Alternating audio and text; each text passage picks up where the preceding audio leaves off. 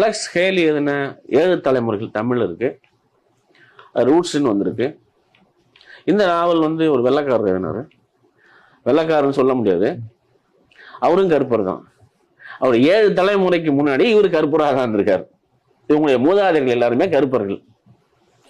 அப்ப ஆப்பிரிக்கா காட்டுல இந்த பிரெஞ்சு பிரிட்டிஷ் நிர்வாகம் கரும்பு தோட்ட தொழிலாளிகளா அல்லது பருத்தி எடுக்கக்கூடிய தொழிலாளிகளா இந்த கருப்பர்களை அடிமைகளாக சந்தையில வாங்கிட்டு வந்து எப்படி கொடுமைப்படுத்தினாங்க, அவங்க எப்படி எந்த கப்பல்ல அவங்க நாடு கடத்தினாங்க, அந்த கப்பல் எந்தெந்த வழியா போச்சு, எந்தெந்த காடுகள்ல அவங்க வேலை செஞ்சாங்க, அந்த காடுகள்ல வேலை செய்யக்கூடிய அந்த காடு எங்க இருக்கு, அந்த மனிதர்கள் எங்க இருக்குன்னாங்க, அவங்களுக்கு பொழுதுபோக்கா என்ன வருது, அவங்களுடைய எஜமானர்கள் என்னவா இருந்தாங்க, அவங்க இந்த கோழி பண்ணையில ரொம்ப கருப்பர்கள் ரொம்ப ஆர்வமா இருந்தாங்க அப்படிங்கிறதெல்லாம் இந்த நாவல்ல வருது. இவருடைய மூதாதையர்கள் தான் அதே மாதிரி பயணத்துல அதே மாதிரி கப்பலை ஒண்ணு விலைக்கு வாங்கி அதே கப்பலை அடிமைகளை எப்படி கடைசியில படுக்க வச்சு வந்தாங்களோ அதே இடத்துல படுத்து போய் அந்த ஒவ்வொரு இடமா தேடி தேடி தேடி போய் கண்டுபிடிச்சு தன்னுடைய மூதாதையர்களை கண்டுபிடிச்சு எழுதப்பட்டது அந்த அலெக்ஸ் ஹேலியுடைய நாவல்.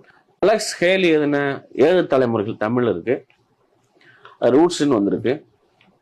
இந்த நாவல் ஒரு வெள்ளைக்காரர் எழுதினாரு. வெள்ளைக்காரன்னு சொல்ல முடியாது, அவரும் கருப்பர் தான். அவர் 7 தலைமுறைக்கு முன்னாடி இவர் கருப்பராக தான் இருந்திருக்காரு. இவங்களுடைய மூதாதையர்கள் எல்லாருமே கருப்பர்கள்.